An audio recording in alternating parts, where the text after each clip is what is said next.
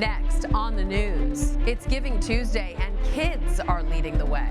The season of giving is a win-win at Our Lady of the Snows Catholic Academy. I'm Jessica Easthope with their Bright Christmas fundraiser that gives back tenfold all year long. A Senate vote today on a landmark bill, but Catholic leaders say it's a bad deal, one that endangers the First Amendment. Plus this. Just one of those Thanksgiving miracles. A holiday vacation gone wrong. See the daring rescue of a cruise ship passenger who fell overboard. Plus, want a piece of Pope Francis? How about his watch? It's up for auction. I'm Christine Persichetti. Currents News starts right now.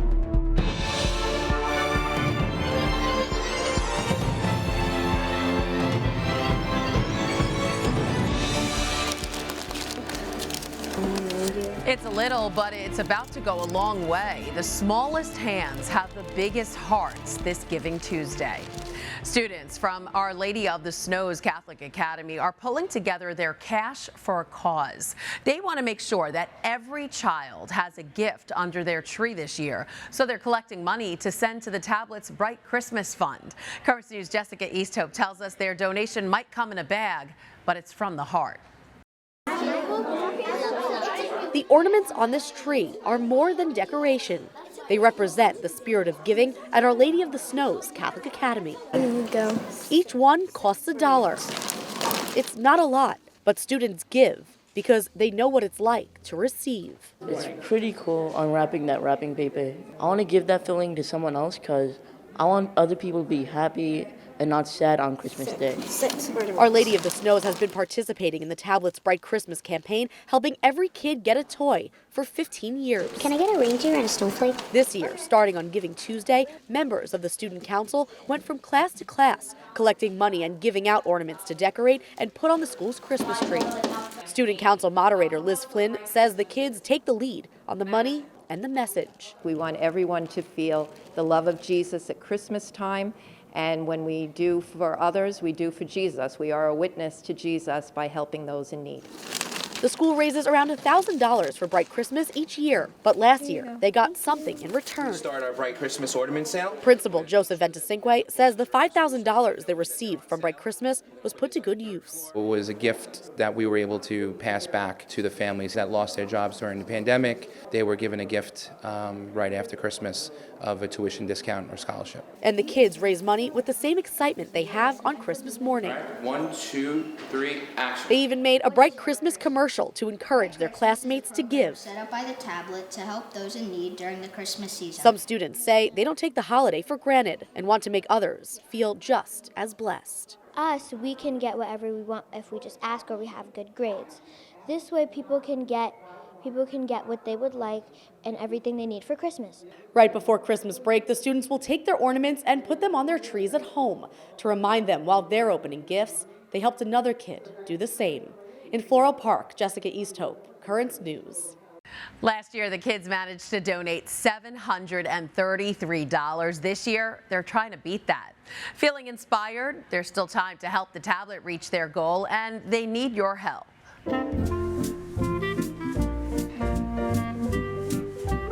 The staff at the paper is hoping to top last year's record of $117,000 and raise $125,000 before Christmas. The need is great this year for families fighting inflation. Here's how you can get involved. Make a check out to the Bright Christmas Fund and mail it to Bright Christmas LB number 2118, P.O. Box 95,000, Philadelphia, Pennsylvania, and the zip code 19195. Or you can make your donation online at thetablet.org/brightchristmas. And don't worry if you missed this. We'll give out the information again at the end of the newscast. Together, we can save Christmas.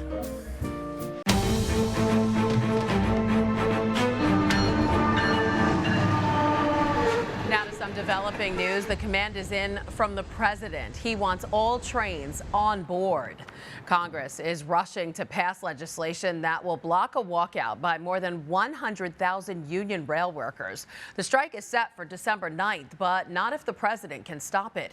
Even just a week-long strike would wreak havoc on supply chains, and Christmas is around the corner. A strike could push the economy right off the rails and cost $1 billion. Mike Valerio has the story.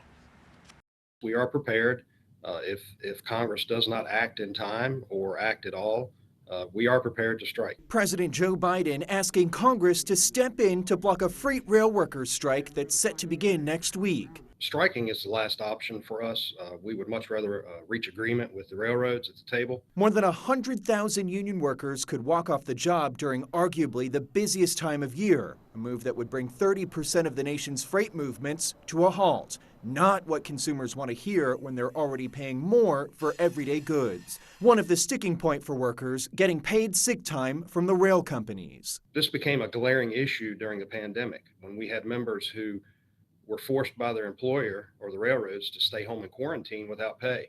But really it comes down to simple things like the flu for a day or two, or a sick child and the ability to take a day or two paid. Employers have countered that workers receive a, quote, significant amount of paid vacation and personal days. A strike previously was averted in September when a tentative labor deal was reached. 4 of the 12 unions rejected the deal. While those rejected contracts would have given workers their largest pay increase in 50 years, union members said it didn't address the pay and scheduling issues. It's the quality of life and how they're treated with dignity and respect while they're at work. All the issues that we have to deal with when we're keeping America moving 24 hours a day, 7 days a week, nonstop. In Los Angeles, Mike Valerio, Currents News. The Senate is voting today on whether or not to pass the Respect for Marriage Act, a bill that protects same-sex and interracial marriages. But at the same time, many Catholics believe it doesn't respect religious liberty. The bill was introduced after the highest court struck down Roe v. Wade, unraveling the constitutional right to abortion. Concerned that other decisions like the right to same-sex marriage were in jeopardy, Democrats moved to enshrine it into federal law. While the bill has garnered some support on both sides of the aisle, Cardinal Timothy Dolan is concerned it endangers religious freedom. In a statement, he wrote this: "The bill is a bad deal for the many courageous Americans of faith and no faith who continue to believe and uphold the truth about marriage in the public square today. The act does not strike a balance that appropriately respects our nation's commitment to the fundamental right of religious liberty." The bill essentially codifies the Supreme Court ruling that found a constitutional right to same-sex civil marriages. Cardinal Dolan went on to explain that that ruling would then be used as evidence that religious believers must surrender to the states. He mentioned cases we know well that would have gone differently had they happened today. The wedding cake bakers, the faith-based adoption centers, and the foster care providers are all at greater risk of discrimination under this legislation. Meanwhile, in New York, Mayor Eric Adams just announced a major effort to remove people with untreated mental illness from the city's streets and subways. That means hospitalizing people involuntarily, even if they do not pose an immediate risk of harm to others. Frequently, homeless people with severe mental illness are brought to hospitals only to be discharged a few days later. Still, the mayor said it's New York's moral obligation. We are walking by them. We're pretending as though we don't see them. And that first month as the mayor was just so telling to me, sitting in those tents and those encampments, seeing human waste, stale food, dirty clothing, people who are dealing with mental health crises. And then we have the audacity to say that they should live that way? I'm just not going to do that. The city said it will immediately begin training police officers and other medical personnel to ensure compassionate care. The community in Chesapeake, Virginia is turning to prayer. The city came together to honor and mourn the 6 victims of that Walmart shooting. Kelsey Jones has the story.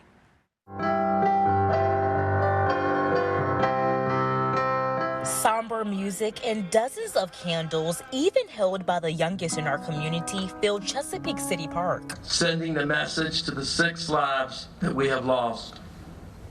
We do it with faith in God, His presence, as His light overcomes the darkness. In this time of darkness, many continue to ask why. As we struggle to come to grips with these heinous acts here in Chesapeake, just a few weeks ago in Charlottesville, we must not evolve into a sense of national despair. Youngkin remembering each of the 6 victims as he grieves with the family members who hurt the most. We have a mental health and a behavioral health crisis in the United States and in Virginia. Youngkin concerned that there's no respect for human life. There were even prayers in Spanish to honor the culture of the youngest victim. Sucedió lo inesperado, la tragedia que solo surgen en pesadillas. Nos despertamos el miércoles y descubrimos que era realidad. Pastor Jose Morales says our worst nightmare became a reality. To the ones recovering, still recovering, with physical and emotional wounds. So I just encourage you to be patient. Don't let anyone tell you it's time to get over it. Take all the time you need. That was Kelsey Jones reporting. The Bishop of Richmond is also praying for the people whose lives were cut short, plus those that were killed on the University of Virginia's campus. He put out this statement. This is the second time within 2 weeks we grieve for multiple lives tragically taken far too early by violence. Like you, I grieve for the loss of life, and my heart breaks for the suffering caused by this troubling act. There's a lot more news headed your way. A dramatic rescue of a man lost at sea. How he managed to stay alive without a raft or a life vest. The will to live is something that you need to account for in every search and rescue case. Plus, we spoke with the Bishop of Honolulu, where not one but 2 volcanoes are currently erupting. And his passion is easing his pain. Later, how a grieving husband used his art for comfort.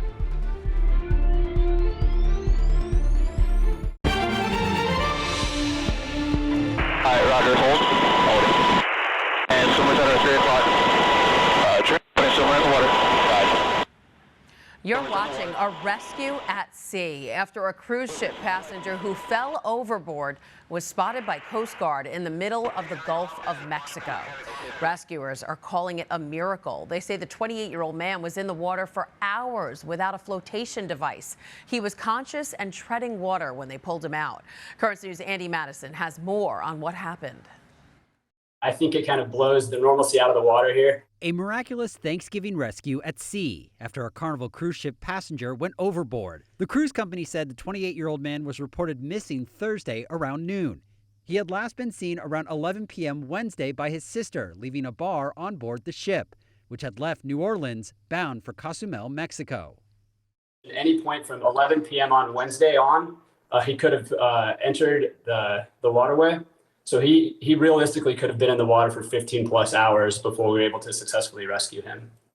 Since so much time had passed since he was last seen, the rescue operation was particularly challenging. Understanding, we did have a big time delay. The longer that somebody's in the water, the greater the search area is going to be. So time was certainly of the essence. Ultimately, the crew aboard a cargo vessel located him about 20 miles south of Southwest Pass, Louisiana, where the Coast Guard was able to helicopter in and hoist the man out of the water to safety. He's in the hospital undergoing medical evaluation and is reportedly in stable condition. He was able to identify his name, confirm that he was the individual that fell overboard. He was showing signs of hypothermia, shock, dehydration. Carnival Cruise Line expressing their gratitude in a statement, reading, "We greatly appreciate the efforts of all, most especially the U.S. Coast Guard and the mariner who spotted the guest in the water." The will to live is something that you need to account for in every search and rescue case. This man's will to survive, leaving even those who rescued him in awe. This is, like I said, one of the absolute longest that I've heard about, and just one of those Thanksgiving miracles. Andy Madison, Currents News. Passengers say they noticed the crew was possibly searching for a person before they even said anything. The boat had turned around, a pool was drained, and several announcements were made for a passenger to check in. From water to fire, the world's largest volcano, Mauna Loa, has erupted for the first time in nearly 40 years. To make matters worse and more rare, it's joining its neighbor, Kilauea, who has been spewing lava for over a year. Scientists say it's flowing the northeast rift zone, and it should slow down in that flat terrain, which is a good thing because it'll likely stop before reaching the large town below. We just are getting a little nervous from time to time, but it's at least a week away, and we're hopeful that it won't make it all the way to the town. I know a lot of this freaks people on the mainland out, but look, these are very rare instances. We follow them carefully with our geology folks, and we're okay. The national park where the volcanoes reside remains open, but they are cautioning daring visitors anxious to see the eruption to be aware of the cultural significance of the sites. The two volcanoes are considered sacred landscapes to native Hawaiians. In the off chance Hawaiians do need to evacuate, the American Red Cross and Hawaii Parks and Rec Department have opened 2 shelters. The Red Cross is also encouraging all families to make a disaster plan with 2 different escape routes, a plan for communicating with family, and to pack a supplies kit. Currents News also spoke with Bishop Larry Silva, the shepherd of the Diocese of Honolulu. He told us he's been talking to the 2 parishes who are on either side of the erupting volcano, and they're not worried. Still, he's asking for prayers from the mainland that the lava flow will continue to stay away from the people nearby and that everyone will be safe. Now to a story that might sound familiar to you. Ever find a long overdue library book while you were searching through things? Well, one reader found a decades-old one and decided to do the right thing, send it back to the library with a note of apology. But that's not all. Marielle Mose has the story from a city just outside Minneapolis. So Karin, where would this book have been in the library? Sure, it would be in the 629 section. Karin Rodricks points out where the Chilton Import Car Repair Manual used to be, at the Lake Elmo branch of Washington County Library. Diesel repair book too in here. For decades it was missing from the shelves until earlier this month when it arrived by mail. Inside the front cover, a handwritten note. In the mid-1970s, I was living in Lake Elmo and was working on an old Mercedes-Benz. A few months later, I moved, and apparently the book got packed up in the move. The anonymous sender didn't include a return address, but explained why the book was never returned. My apologies to anyone in Lake Elmo who was working on an old Benz in the last 47 years. I probably can't afford the overdue charge, but I will send you enough for another book. $200 cash was also included with the note. This is the prize, the note. It was the story behind the book's journey that was more valuable to Karin than the cash inside. Washington County Libraries no longer charges overdue fees, and they have other copies of the manual at other branches, so that money will be reinvested back into the Lake Elmo Library. The library always needs money, and we probably will put it towards books. In a time where everything is digital and libraries don't get as many people renting physical copies, it was nice for them to see a stranger remind them how much they care. That just shows how much he values the library. That was Marielle Mose reporting. Unfortunately, the book isn't in good enough condition to be lent out again, but they are saving the note it was returned with. Love that. Still to come on Currents News, you can own something Pope Francis has worn for years, but you'll have to bid on it. We'll show you how. Plus this. She'd probably just cry with happiness. The work of love this artist created for his late wife. Do you have a story idea or want to share a tip? Email us at newstips@desalesmedia.org or call our 24-hour number 718-517-3122. We'll be right back.